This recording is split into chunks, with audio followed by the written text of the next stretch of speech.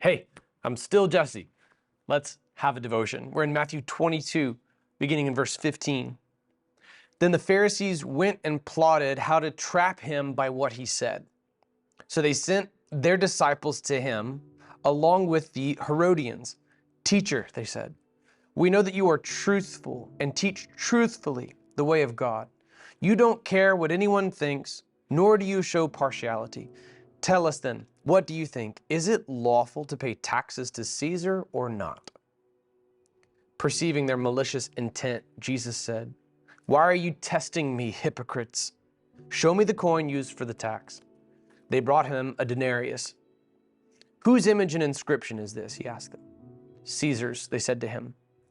Then he said to them, give then to Caesar the things that are Caesar's, and to God the things that are God's.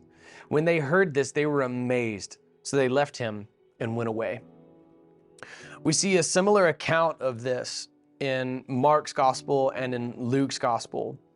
And it's referred to as a denarius, but Matthew also uses a more precise term for the state coin. This could be indicative of his background as a tax collector. Matthew himself, our earthly author through whom this text was inspired by the Holy Spirit, was literally firsthand acquainted with this legal tender of the Roman Empire. It bore the face of Caesar, and it also had written on it, Tiberius Caesar, son of the divine Augustus.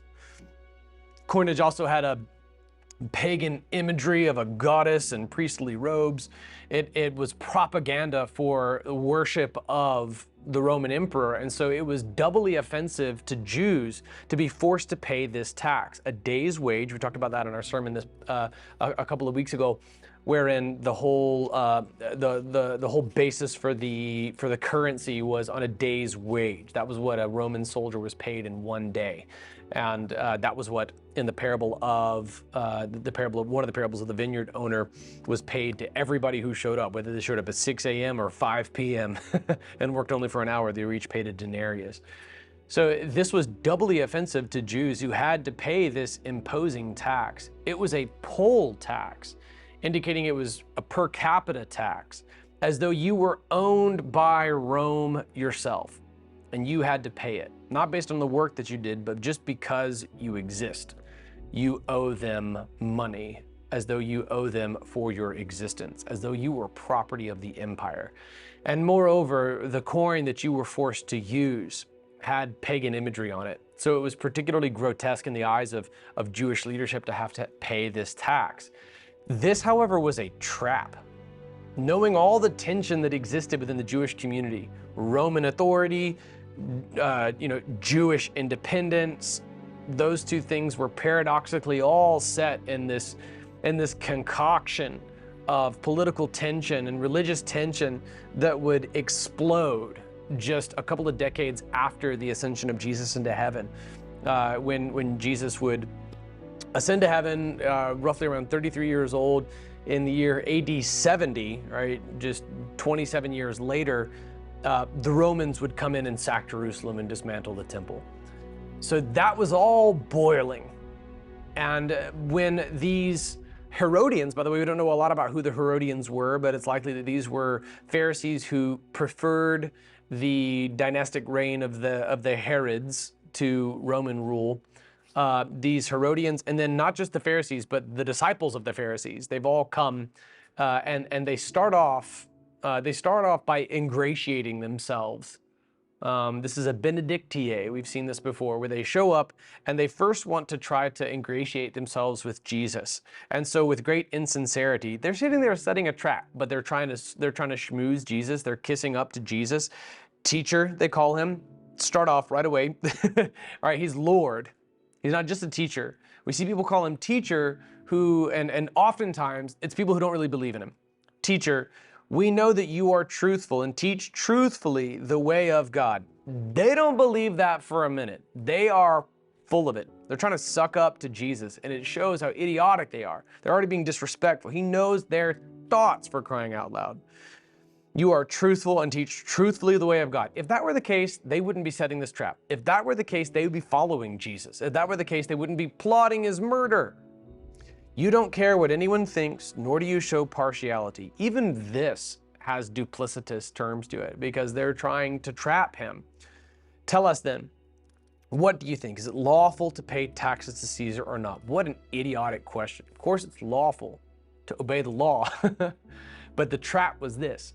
If Jesus told them not to pay taxes to Caesar, then he would have been guilty of treason against Rome. And if Jesus had said, yes, absolutely, pay these taxes, it is lawful and good, then they could have accused him of forsaking the Jewish nation state. It was a trap. As he always does in these moments, Jesus does not take door number one or door number two, the two options given him by the Pharisees, and in this case, the Pharisees' representatives. He always takes door number three of his own making. And what he does drives home a beautiful teaching about the doctrine of the imago Dei, that we're all made in the image of God. Why are you testing me, hypocrites? Show me the coin used for the tax. They brought him a denarius. Whose image and inscription is this? Caesar's, they said to him. That it bears the image of Caesar. It belongs then to Caesar. You and I bear the image of God, and we belong to him, not to the governmental system who presides over us. We belong to him. It is lawful to pay taxes. This is Caesar's realm, and we do what Caesar says in the meantime. Original recipients of the book of 1 Peter, of the book of Romans, particularly chapter 13, would have really had a hard time stomaching what it says, because they were told to honor the emperor in Peter's letter to the persecuted church, in Paul's letter to the Romans. And at that point, their emperor was slaughtering their brothers and sisters, was burning Christians alive, watching as Christians were eaten by lions in the Colosseum. And they're supposed to submit to this governing authority? Yes. Those governing authorities, however, are all going to answer to God. They will all answer to him. Every governmental system that has ever existed will one day answer to the ultimate government, and that is God on his throne. See Romans 13, 1 through 7, and 1 Peter 2, 13 through 17. We, meanwhile, answer to God for how we adhere to the governmental structures that preside over us. The only time in which we as Christians become outlaws is when our governments outlaw evangelism. Because the Great Commission, the final teaching of this very book of Matthew, is given with all the authority of heaven and of earth. So that's where we become a bunch of righteous lawbreakers. I've smuggled Bibles myself before, and I've watched God miraculously shut down the security machines as we walk up. It's really, really incredible. God help me break man's law. But in the interim, I pay my taxes. I've got to pay my taxes. I'm going to render unto Caesar that which is Caesar's, but I am God's. So this poll tax, it was impotent of Caesar to act as though he owned all the people. God owns everyone, including Caesar himself. Though Caesar posits himself as a deity, God is the one to whom he will ultimately answer. And so we do render taxes unto Caesar. In this New Testament era, according to Romans 13, God has entrusted to earthly institutions, earthly governments, the authority, the power of the sword to punish those who do wrong. He doesn't bear the sword for no reason. Okay? And so for this reason, God has entrusted that now to secular entities. In the Old Testament, your tithe was your tax because the reigning governmental body was, in fact, in the context of theocratic Old Testament Israel, the temple. So the priests then were the direct servants of the one who ruled Israel. And ultimately, the one who ruled Israel was God himself. And now, in the New Testament era, we give whatever is in our hearts. Okay, we've talked about this. See our study in 1 Corinthians, Into the Fray, particularly in chapter 9. We talked about this very concept.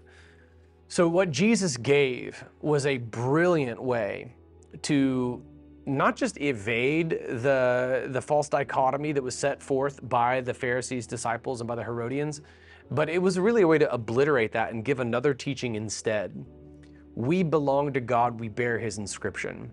No government will ever own you. We'll pay taxes in the meantime because we answer to God for how we answer to the authorities that have been established over us, but those authorities will all ultimately one day answer to God, who owns absolutely everything. Observe Jesus' divine, perfect shrewdness exemplifying and proving once more that he is the Logos. He is the Word personified, the Word who was taken on in flesh. These little Pharisees, disciples, and these Herodians didn't stand a chance. They walked up and Jesus already immediately knew their hypocrisy. He knew their intent, and his response is amazing. Even they were amazed. When they heard this, they were amazed. Verse 22 says, so they left him and went away. Now, in tomorrow's text, we're going to look at an encounter with people who denied the resurrection, people who believed, get this, that when you die, nothing happens, you just cease to exist. Sound familiar? Sounds like atheism, right? This was actually the Sadducees. So, I'll see you tomorrow.